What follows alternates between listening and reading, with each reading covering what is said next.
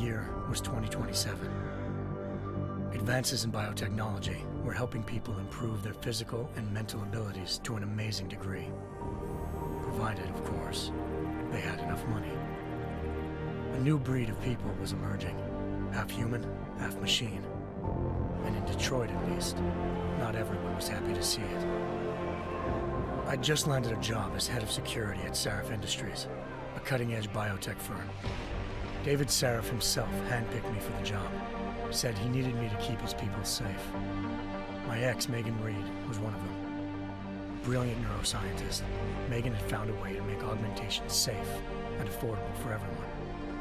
All she had to do was present her research to Congress. But the night before her big meeting, my security measures failed. A team of Black Op mercenaries stormed into Sarif headquarters, massacring everyone in sight. 3 of the mercs were heavily augmented walking tanks. Their mission? Take out Megan and her team. I tried to stop them, but their leader tossed me through a plate glass wall. Last thing I heard as his bullets slammed into my brain was Megan's dying scream. I should have died with her. Only I didn't. High-end military-grade enhancements saved my life. The best augmentations Sarif's money could buy. It took me half a year to get a feel for her. Should have taken longer. But 6 months into my recovery, Sarif Industries was attacked again. This time, by a radical group of pro-human purists.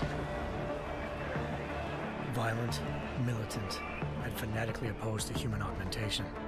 They claimed to be members of Humanity Front, a non-profit organization that wanted the UN to limit biotechnology research. The thugs broke into Sarif's factory and found machinists working overtime on a top-secret military augment called the Typhoon. Sarif sent me to retrieve it, and when I did, I found one of the so-called purists next to it, wired with cerebral implants, trying to download its classified specs. Obviously, something more was going on. The Aug killed himself before I could question him. Sarif ordered me to dig deeper, so with the help of Frank Pritchard, Sarif's head of cybersecurity, I did. Turns out a second hacker had been controlling the Aug's actions from somewhere off-site. Pritchard and I tracked his signal to a secret FEMA internment camp in Detroit. The Black Op mercenaries were there. The same mercs who'd left me for dead 6 months before. Figured they'd try again when they saw me. It wasn't so easy for them this time. I took out the tank named Barrett, even got him to give me a new lead. A penthouse apartment in China. Of course, we both knew it would be a trap in the end.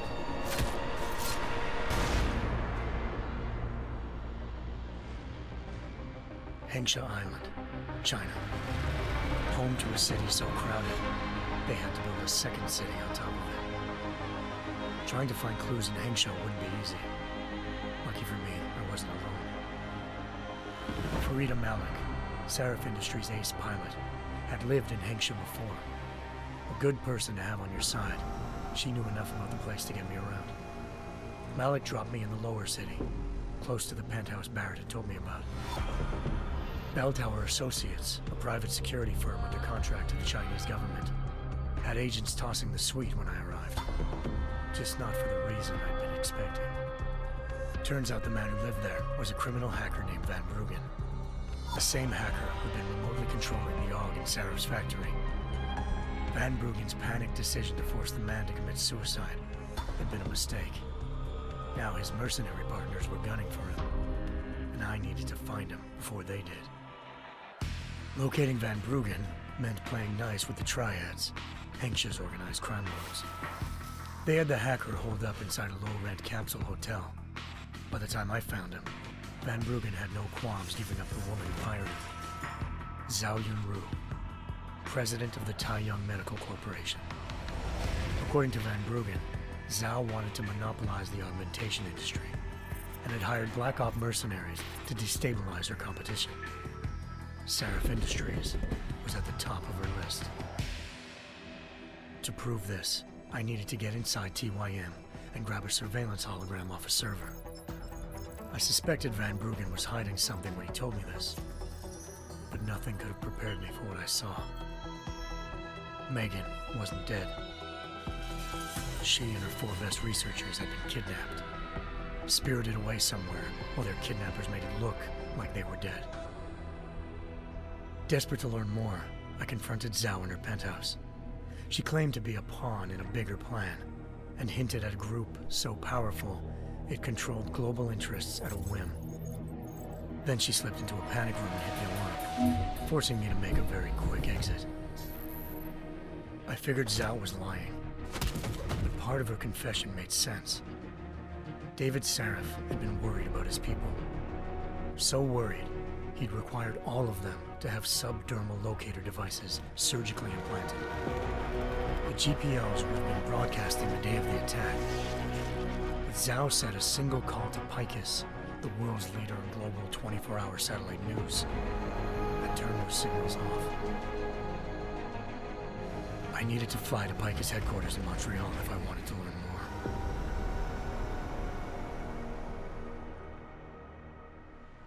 Eliza Cassan, Picus Communications' First Lady of News.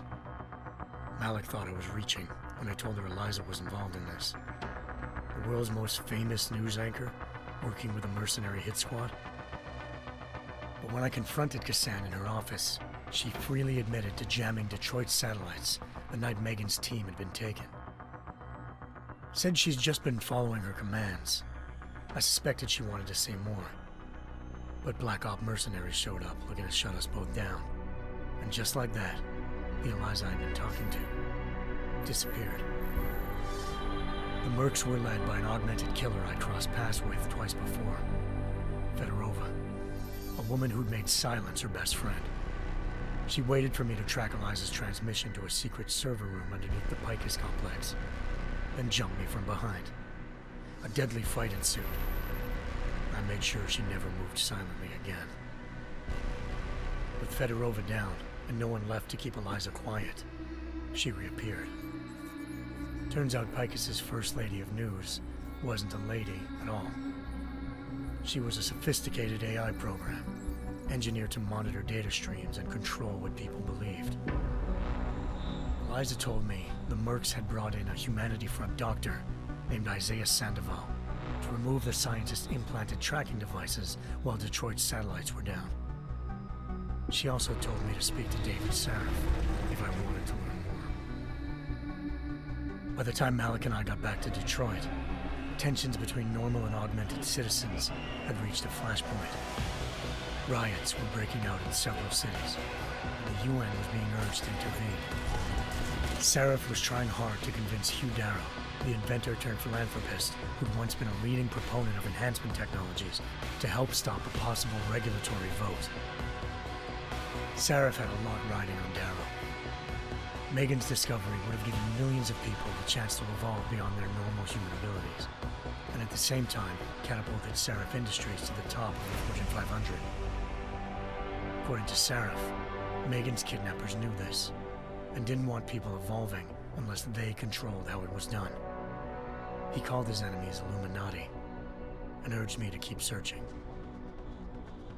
Determined to do so, I tracked down Sandoval via America's most outspoken augmentation opponent, Bill Taggart, Sandoval's boss and founder of Humanity Front.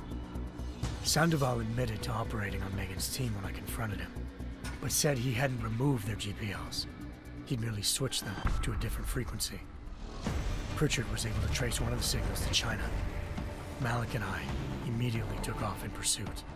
Unfortunately, the Illuminati were one step ahead.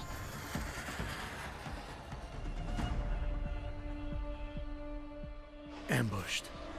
Shot out of the sky by Bell Tower Associates, seconds after entering Hengsha's airspace.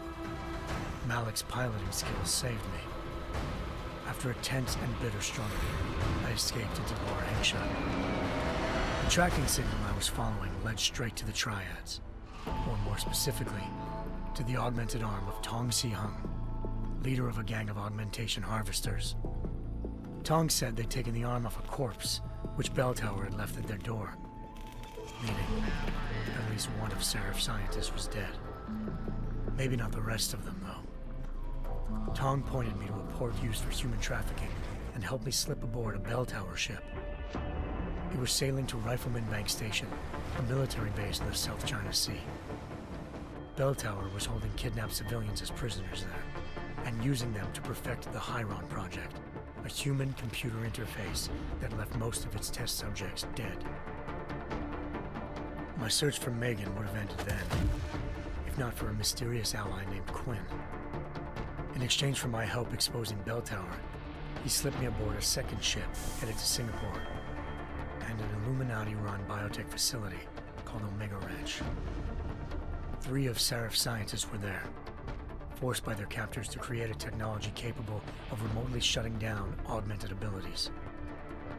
Thanks to an emergency recall notice issued by the World Health Organization, millions of people all over the world already had the biochip installed. With the help of the scientists, I tracked Megan to a private section of the ranch. There, I ran into Yaron Namir, the walking tank who'd put a bullet in my brain the first time we met. He'd teamed up with Zhao and was hoping to catch me off guard. Their little ambush didn't work.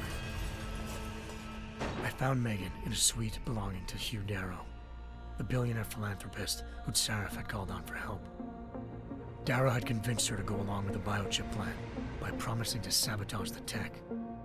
As she was explaining this, Darrow appeared in a global broadcast, telling the world that augmentations would be the death of mankind. Then he activated the biochips to prove his point. All over the world, augmented people flew into a killing frenzy. Darrow had betrayed everyone, and it was up to me to set things right. To do it, I had to reach Panchaea, a massive installation in the Arctic Ocean. As I raced through corridors built by an all-augmented workforce, I saw death and destruction firsthand. By the time I shut down Darrow's broadcast, I knew the damage he'd done. Still, humanity's future remained unclear. How would the world react to this sabotage?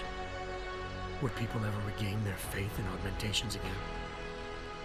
What would be the Illuminati's next move? Only time will give us the answers.